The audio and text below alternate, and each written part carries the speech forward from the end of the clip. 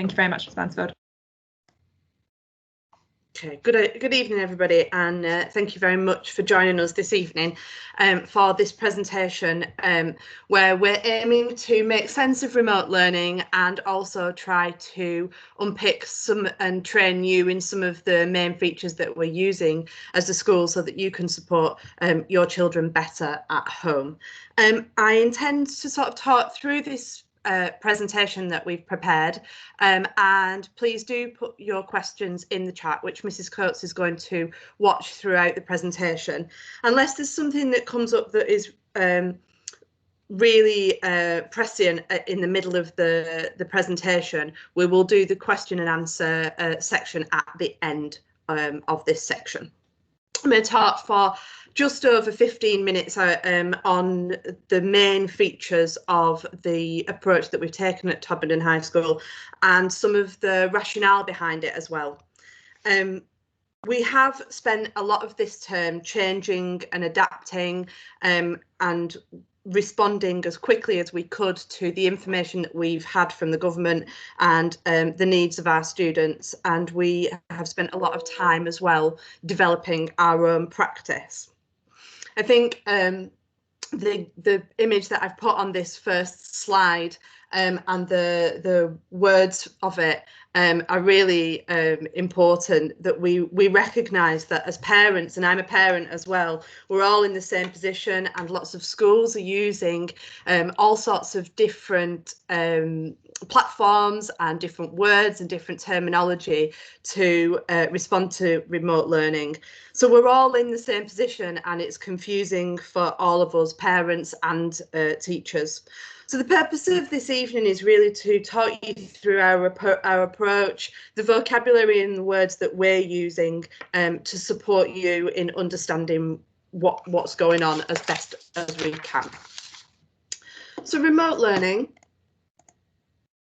it means all the learning completed while the school's closed and the teacher is not in the same location as the students. It's all of the task set, the video instructions from teachers that you might have seen on Loom videos that a lot of our teachers are creating, and the live team sessions that we're running.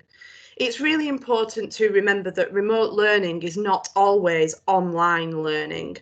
And our strategy that we've put together, it really seeks to balance the time between students working independently. Sorry, Miss Mansfield, there's a few people that can't see the PowerPoint. I think you might need to stop sharing and then reshare. There's a few people that can't see it.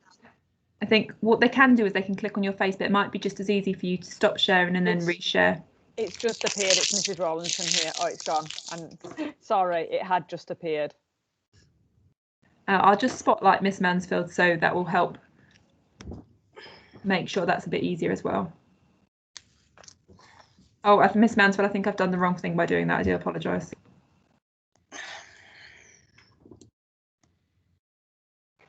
So as you can see, we're all still learning about how Teams works, and we're all responding to the new technology and learning new things. And it's a challenging time for us to bounce back and develop the technology. So as I was saying, the strategy that we are using, it seeks to balance time for students to work independently and to complete tasks with care, and then also have them have enough time where they can get support from their teachers and interact with others, which is a really important feature for us.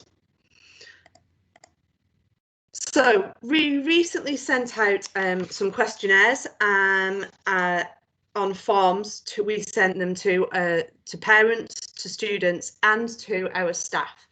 And you as parents said that you were very positive about the work that we were setting on a Sunday. You really did, as a group of people, have very mixed review on the frequency of live team sessions.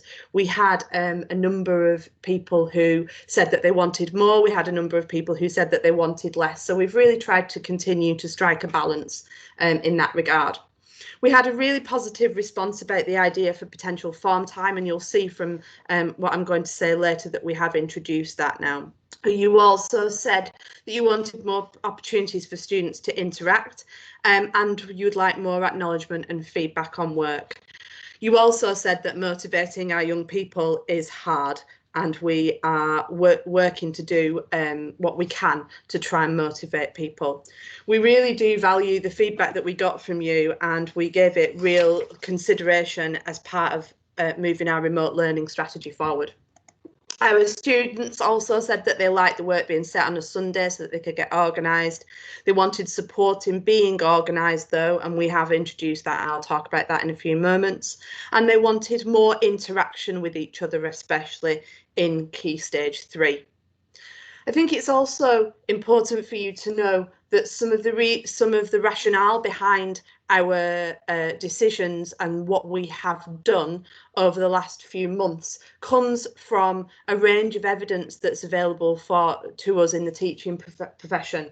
In April last year, a very excellent group of people who are the Education Endowment Foundation, who look at a lot of research on learning, published a rapid evidence review using the available evidence, and we have used a lot of the work from that. And I've just highlighted a couple of things that were flagged up by them in April last year, that there's no clear difference between teaching in real time, so synchronous teaching or live lessons, and the alternatives, the asynchronous teaching, which is the work that we set, the Loom videos, the access to work when it's not a live lesson.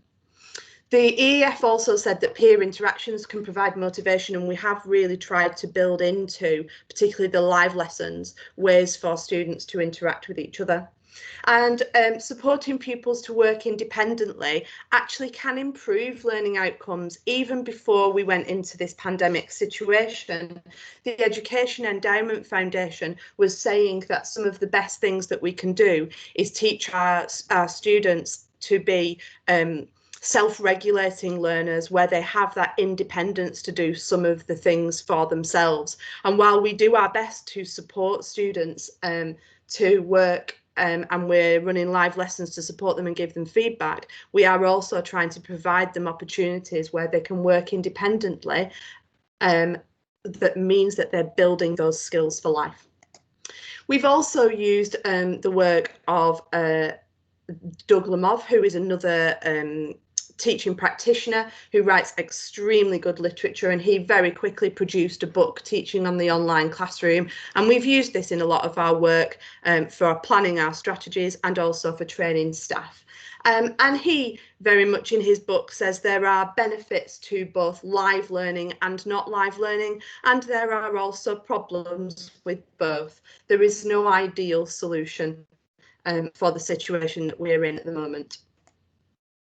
And then recently, very recently in January this year, Ofsted put together a publication. They did a number of miniature visits to schools last term to seek out good practice and then share that across the profession.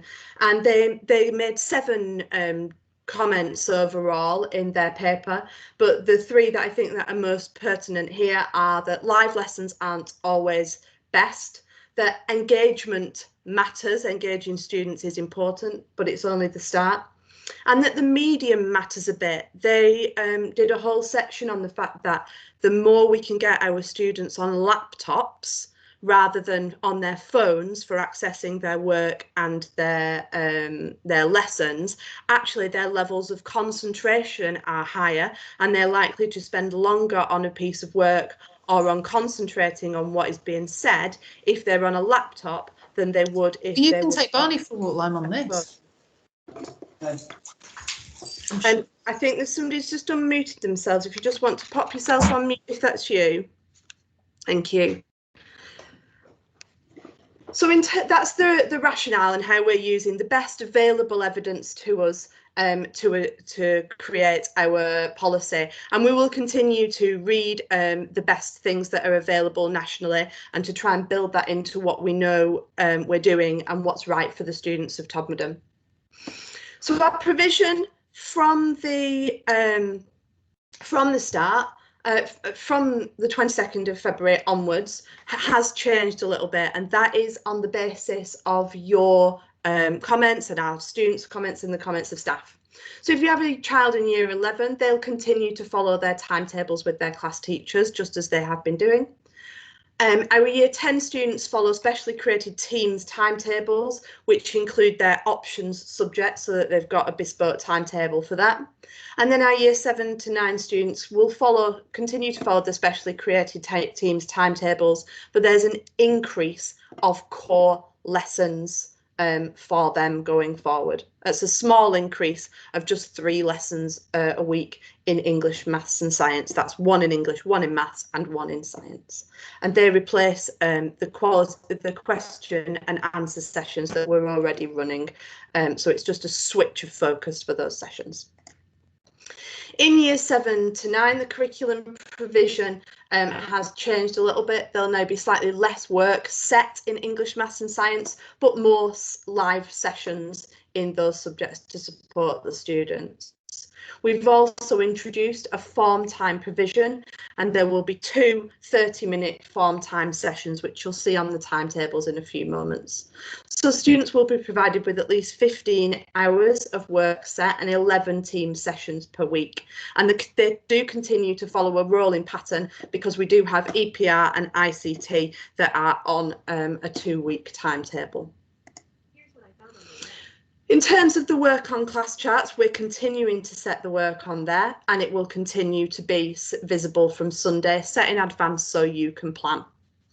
It will show all the work for the next week, and again, there's no requirement for you to access it on a Sunday, but you might find that that's the best thing for you to do to help you plan everybody's busy diaries for the following week. We are now asking that you follow the timetable that we're advising, shared by school, to help students balance their time on each subject. And this is so that we can stop students spending long periods of time on their work. Some of our students are working on the work to task completion to absolutely finish it, whereas in a lesson in an ordinary circumstance they would just work on that for an hour and then they would move on to a different classroom. So we're asking them to follow that timetable to help manage their workload, so that they don't continue just working on something until they feel that it is finished. And we're also trying to make much more clear the work that we're requiring students to submit, and that means that they're going to submit it on Teams assignments, and they will see very clearly the work that their teachers want from them highlighted in yellow on their class charts instructions.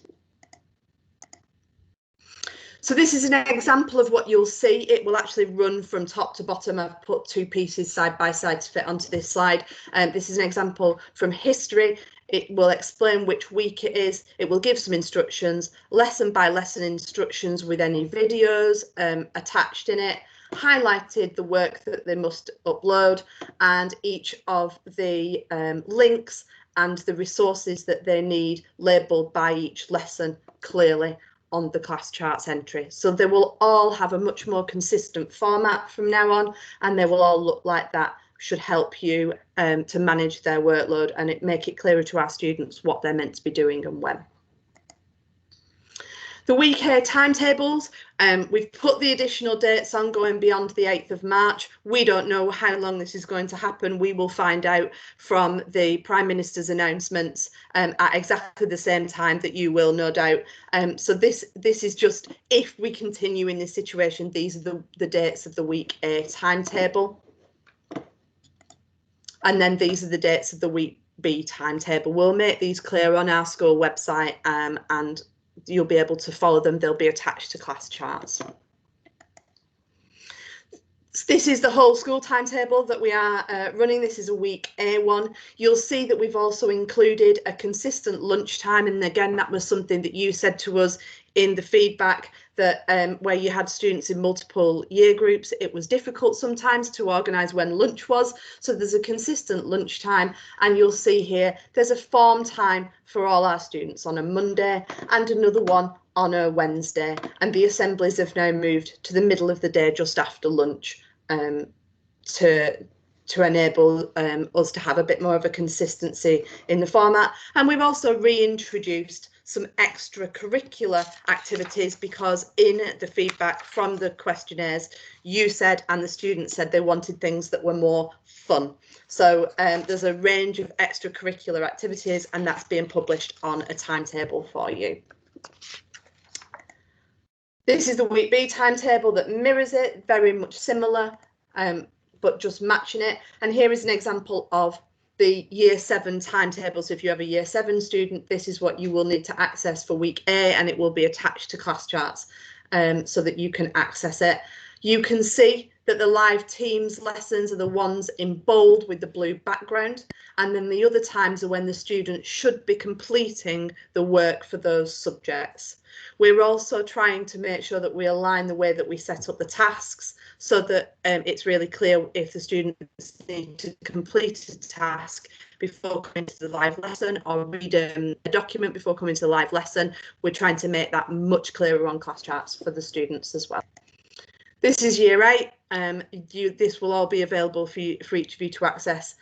So I'm not going to linger with these, but there's the Year 9 one and the Year 10 one. As I've said, the Year 11 is much more bespoke to the students because they're being taught by their own class teachers, so they'll have a slightly different setup.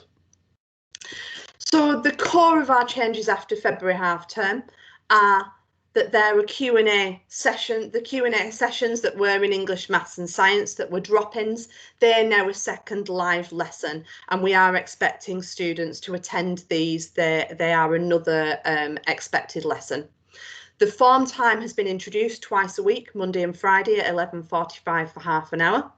Extracurricular is back. You can see there's an example of the timetable there. There's all sorts of different things that the students can access, and that's open to all year groups.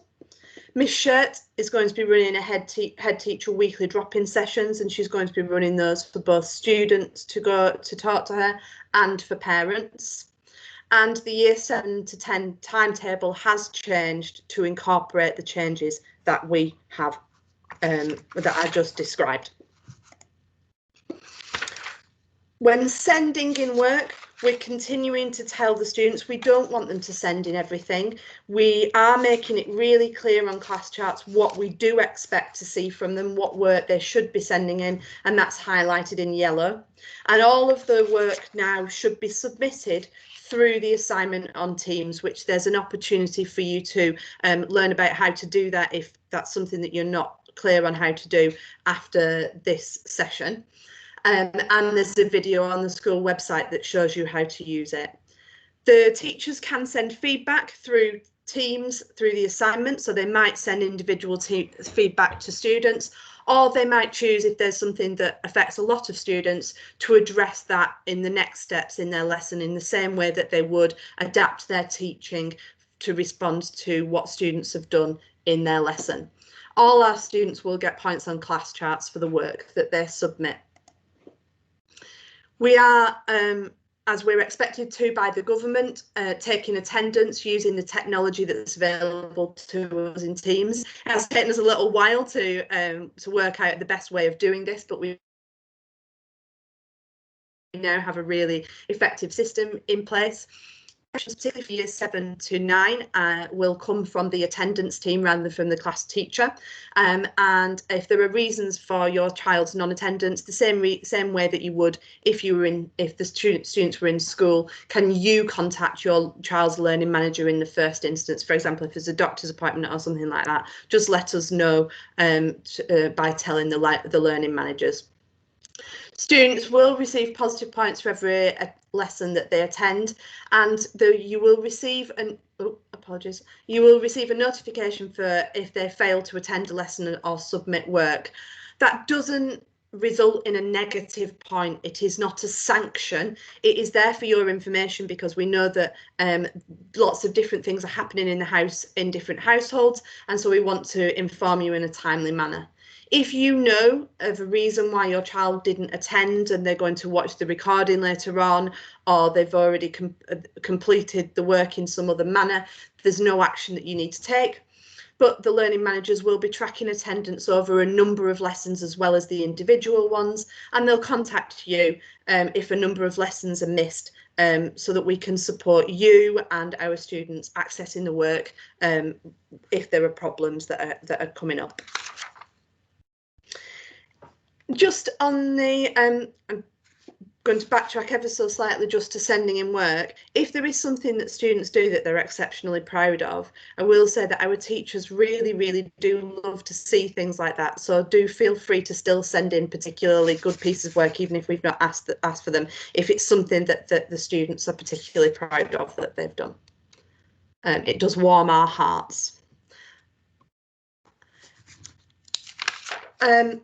So the final thing from me before we just move into the Q&A that Mrs. Coates has been monitoring the chat is that we have created a lot of support documents on our web page. There's a big banner on the front page. If you go to toddhigh.co.uk and just click on the banner, there's a lot of support documents. A lot of the messages that I've just given in the last few minutes are in the are in there, and there's access to lots and lots of Loom videos to help you and how-to guides. We're doing our best to keep the students learning, but we understand that also we need to keep their well-being high. So we're really trying to balance that ambition for their learning with the care for their well-being and their long-term mental health. So we really do want to strike that very difficult balance at this challenging time. Mrs. Coates, that is the end of the content of my presentation. Are there questions that we need to respond to? No, there's a bit repeated. There's been a few questions around interactivity. Am I echoing to you as well? No. Okay, it might just be myself. There's a few questions around encouraging students interacting with each other. That is a real focus of us as a school of what we're trying to do to ensure that we provide more opportunities for students to interact. That came from student voice, it came from staff voice, and it came from parent voice. It is quite tricky, but again, we're working on improving that. Miss Mansfield, there is a couple of other bits. Do you want to, so that, yeah, and I'll respond to the other ones, but the questions around interactivity is really helpful. Do you want to play the video, Miss Mansfield, and then come back to me at the end of the video, and then I'll just go through these other ones that have just come through? You're just muted, Miss Mansfield, just so you're aware. I've just changed it so I've got my sound on, so hopefully I should now be able to play the video. Thank you, Miss Coates and Miss Mansfield. I'm just going to give you some really short instructions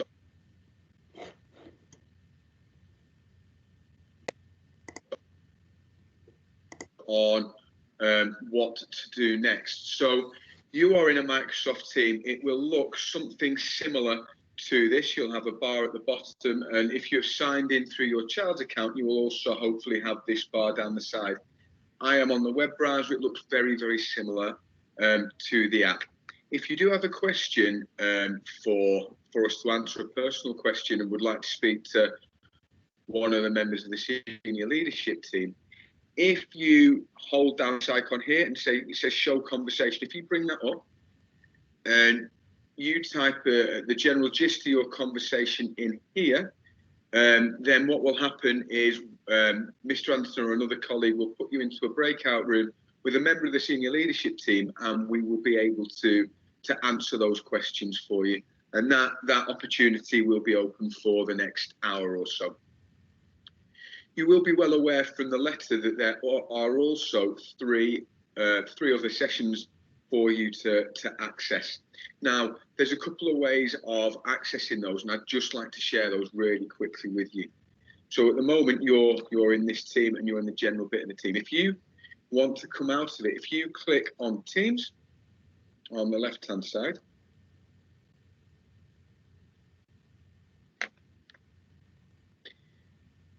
it will bring up this menu here.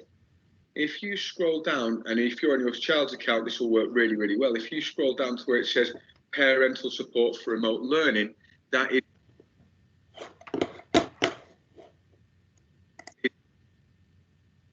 the team we are currently in.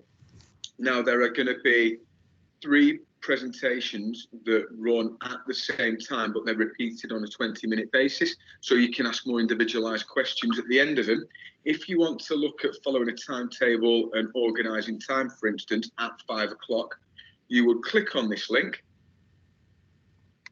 and it will bring it up there. You'll see that title matches that title there.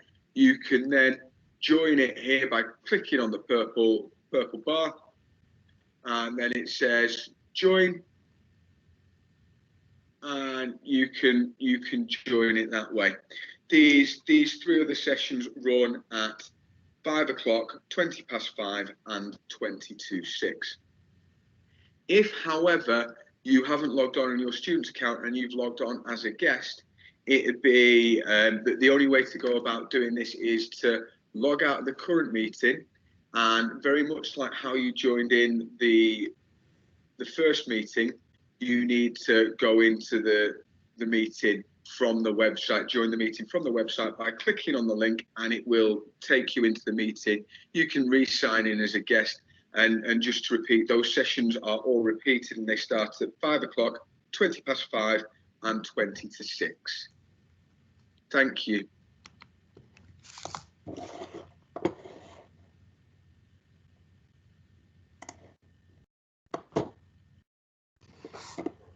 And we have now reached the point where we are at 5 o'clock. I don't know whether Mrs. Coates or Miss Shirt want to say anything before we go into the smaller rooms. I'd just like to say hello everybody, and thank you very much for joining in this evening. We're here to listen to your experiences and act on any suggestions that you have. I think that some of the comments that are coming through in the chat are incredibly valid. We want to listen to your concerns, and if there's anything we can't answer tonight, we'll write it down and make sure you get an email to follow up so that you get a full and comprehensive answer to any questions that you've got. So a very, very warm welcome to this virtual session this evening. I do hope you find it useful. Please email me with anything at all that we can help with. I'm available now in one of the rooms just to chat to. It's not for the technical help. There are those 3 sessions and they start at 5 o'clock, so I will be quiet.